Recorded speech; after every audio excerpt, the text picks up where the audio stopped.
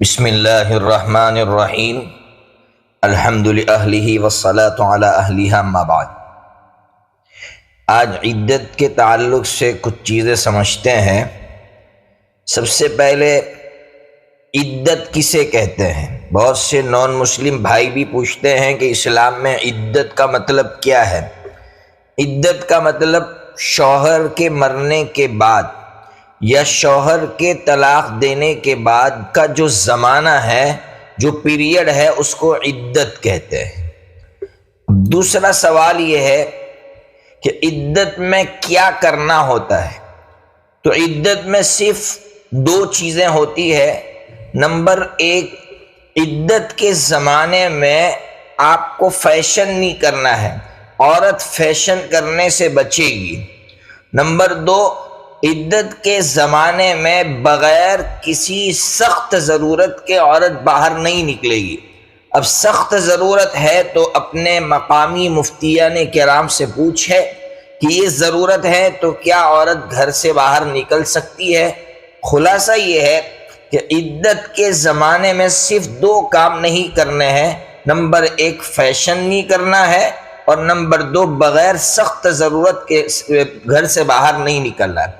اس لیے ہمارے یہاں یہ جو بات مشہور ہے کہ عدت کے زمانے میں عورت آسمان نہیں دیکھ سکتی، عورت نہا نہیں سکتی، ایک کمرے سے دوسرے کمرے میں نہیں جا سکتی، یہ سب غلط باتیں ہیں، یہ خواہ مخواہ کی پابندیاں ہیں، سختیاں ہیں۔ اسلام نے اس طرح کی کوئی سختی نہیں کی ہے۔ اسلام ایسا مذہب نہیں ہے کہ وہ کسی پر سختی کرے۔ اب تیسرا سوال یہ ہے، عدت میں کیوں بٹھایا جاتا ہے؟ پہلا سوال تھا عدت کیا ہے اور عدت میں کیا کرنا ہے، یہ دوسرا سوال تھا۔ تیسرا سوال یہ ہے کہ عورت عدت کیوں گزارتی ہے، کیا مقصد ہے؟ تو اس کے دو اہم مقصد ہیں۔